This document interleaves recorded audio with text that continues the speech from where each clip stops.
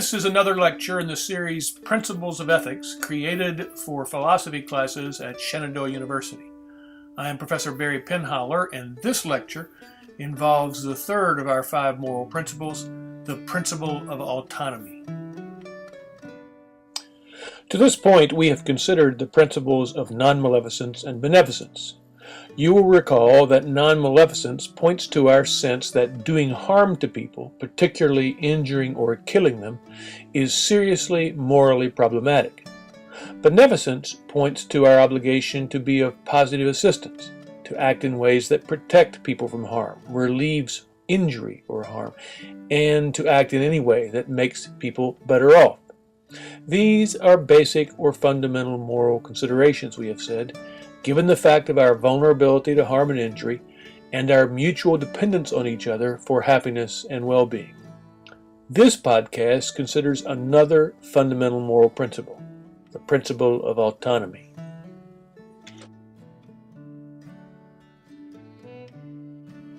Autonomy is a compound word. Auto means self, as in automobile, which is a self-moving machine. Nomi is from the Greek word nomos, meaning law or rule. So autonomy refers to the human capacity for self-rule. As human beings, we have a capacity to think, value, choose, and act for ourselves as individuals. Of course, we respond to and are influenced by physical stimuli. We have been shaped by our parents, influenced by our culture. But we have a capacity as individuals, grounded in our self-consciousness, to step back from those stimuli and to step back from the ways we have been influenced by our parents or our culture, and to think, value, choose, and act for ourselves. Autonomy as a moral principle is based upon this capacity for autonomous self-rule. At its first and most essential level, autonomy is a negative principle. Like non-maleficence, it points to things we may not do, rather than to actions we are required to do. It suggests that coercion and manipulation are seriously morally problematic. There's that language again, seriously morally problematic.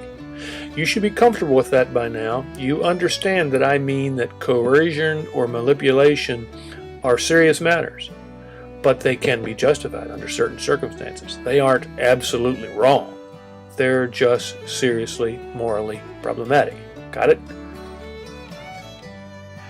Coercion has to do with getting someone to do something against their will through force or the threat of something unpleasant or undesired. In the old classic film The Godfather, the head of the mafia was famous for making people offers they couldn't refuse. He would tell someone, either your signature or your brains will be on this contract. Now, the person who signed the contract and agreed to do all the things in it had hardly done so freely or autonomously. Rather, they were coerced. Their human dignity was violated. They were treated as a means to the Godfather's ends.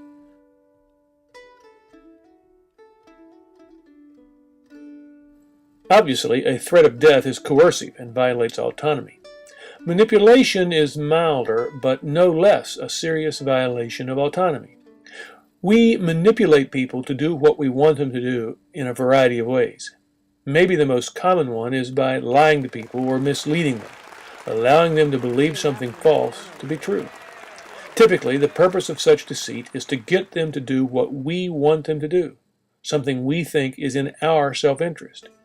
When people are manipulated in this way, their human dignity is violated.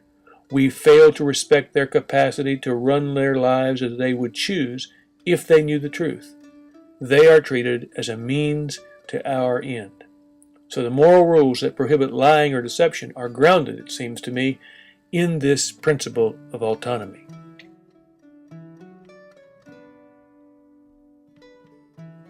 Let me quickly mention another important concern related to autonomy. It has to do with relationships in which one person has power of some kind over another. We are properly concerned that the weaker person in such a relationship is in no position to make truly autonomous decisions. For that reason, dating or sexual relationships between teachers and students, professionals and their clients, supervisors and the people that work under them are prohibited in many professional and institutional codes of ethics. The reason is the fear that the weaker party, the student, the client, the worker, may not be perfectly free to respond as he or she would like to the romantic or sexual advances of the more powerful person, the teacher, the professional, the supervisor, or boss.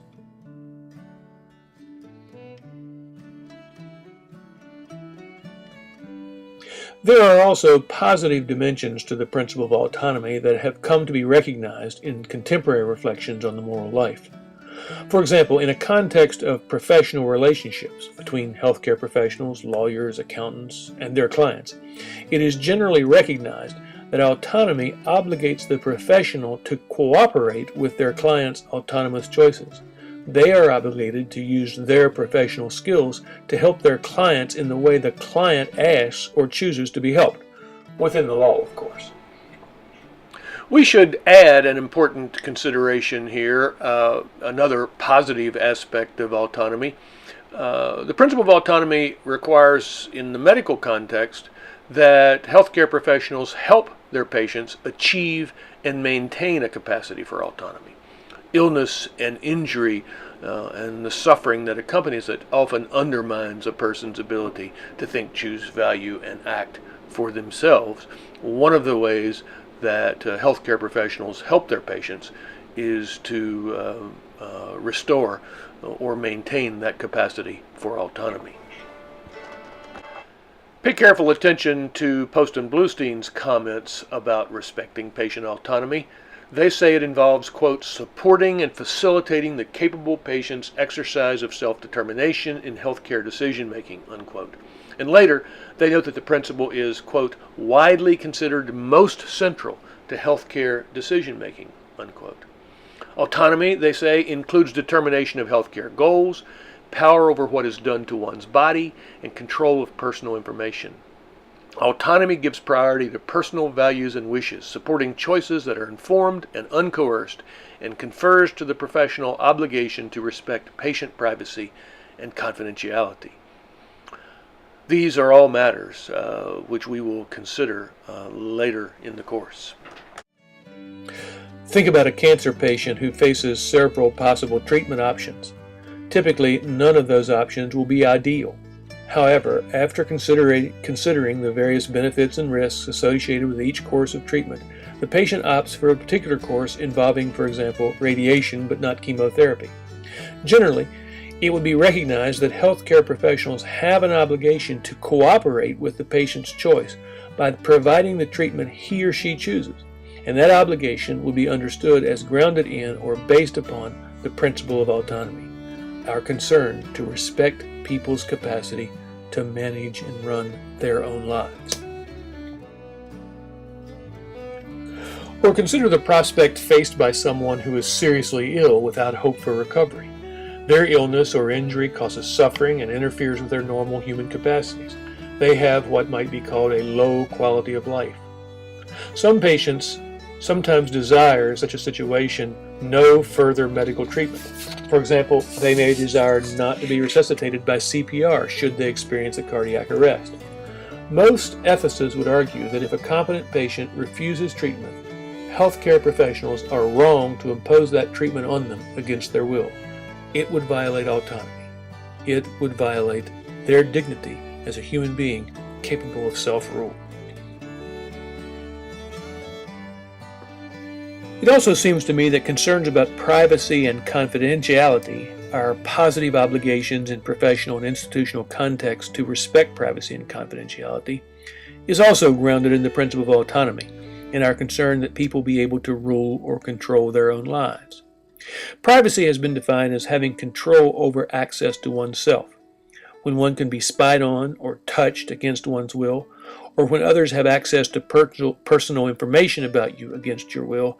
Your privacy is violated. The suggestion I want to offer here is that our concerns about privacy are related to our commitment to individual autonomy. Without privacy, without control over access to oneself, We would be more easily coerced and manipulated. We would be less likely to regard ourselves as persons worthy of autonomy, worthy to control our own lives.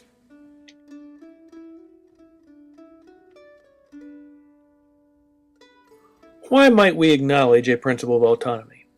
Why might we believe that among our most fundamental moral obligations, alongside refraining from harming people and coming to their aid when necessary, is an obligation not to coerce or manipulate, or an obligation to respect people's choices in professional contexts? We've already hinted at it. Many philosophers have argued that this capacity of ours to think, value, choose, and act for ourselves as individuals is an essential or defining aspect of what it means to be a human being. This capacity seems to be an essential or defining characteristic of human beings, one that distinguishes us from other animals. When we human beings are enslaved so that we cannot make our own choices, when we are threatened, bullied, or deceived so that we cannot do what we would do left to our own devices, our human dignity is violated in a fundamental way. Our capacity to run our own lives is disrespected. The principle of autonomy suggests that it is prima facie wrong to coerce or manipulate others to keep them from doing what they want to do, or to get them to do what we think they should do or what we want them to do. To do so is to treat others merely as means to our own ends, and fails to respect them as persons capable of thinking, valuing, choosing, and acting autonomously for themselves. The principle of autonomy does not mean, however, that it's wrong to attempt to persuade others to think or act differently. The principle does not mean, however, that it's wrong to attempt to persuade others to think or act differently. Persuasion involves giving reasons and citing relevant information that might lead to a particular conclusion. Giving reasons to others and citing true information respects their capacity to choose on the basis of effective deliberation and does not violate it. Similarly, it is no violation of autonomy to criticize a person's decisions or moral judgments in a case. If that were true, we could make no moral judgments except in our own case, and any statements criticizing or praising another are wrong or make no sense. But that's not what the principle of autonomy means. It means that it's wrong, prima facie, to interfere with another person's choices and decisions through coercion or manipulation. But it's not wrong to try to persuade them to follow a particular course of action, or to indicate to them with reasons after the fact that what they did was wrong. Throughout this class, you will be asked to write about cases that will require you to evaluate what a person did in a particular situation. You have not violated their autonomy in suggesting that what they did was wrong or right. You should resist the temptation to say, well, they can do whatever they want to. It's their choice, unless you mean that either choice they might make in the situation is morally permissible. Consider this case to help me illustrate the point I'm making here. Mrs. Jones' 9th pregnancy. Mrs. Jones was a devout Catholic, a wonderful wife, and the mother of 8 children. She didn't use any artificial method of birth control and became pregnant for the 9th time. Tragically, it was discovered that she had cancer of the uterus. Rather than getting an abortion to save her life, she decided to have the child and risk dying of cancer. She delivered the child successfully and died a short time later, leaving her husband and 9 children. And the question is, in this case, is whether what she did was right or wrong. Was what she did permissible? Was what she did obligatory? Was what she did supererogatory? Or was it wrong? Now, students are often reluctant to make a judgment in this case, and they'll appeal to autonomy. Well, autonomy means Mrs. Jones is free to do whatever she wants to. But I would argue that autonomy is irrelevant to this case. This case does not involve a question as to whether it would be right to interfere with her choice. about what to do about this pregnancy.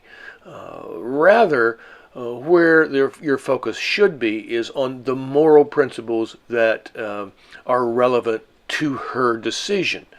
Obviously, non-maleficence is relevant. Do you think killing a fetus is a violation of non-maleficence? Also, beneficence is relevant to the case. Does she have an obligation to promote the welfare of her children and her family? Indeed, an obligation to herself to promote her own welfare that she has violated in refusing to have the surgery. The main point I'm trying to make here is that you should not be reluctant to make a moral judgment about what she did, no matter what that judgment might be. You should not be reluctant to make that moral judgment, somehow appealing to the principle of autonomy and the idea that she has a right to do whatever she wants, and that none of us should interfere with her. You're making a moral judgment about what she did, particularly after the fact, in no way is coercive or manipulative.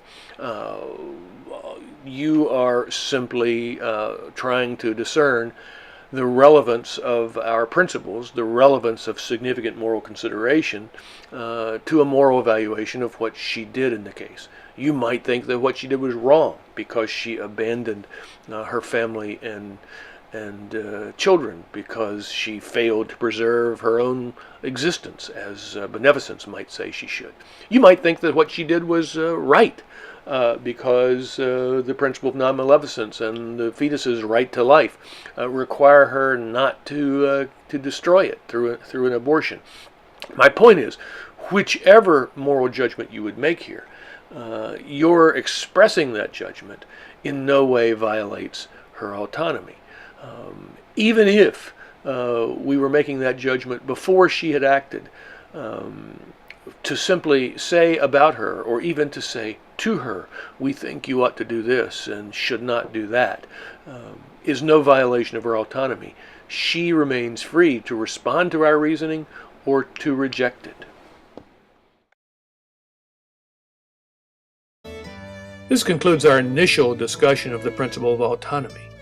Next time, we'll be looking at its implications in terms of the relationship between law and morality.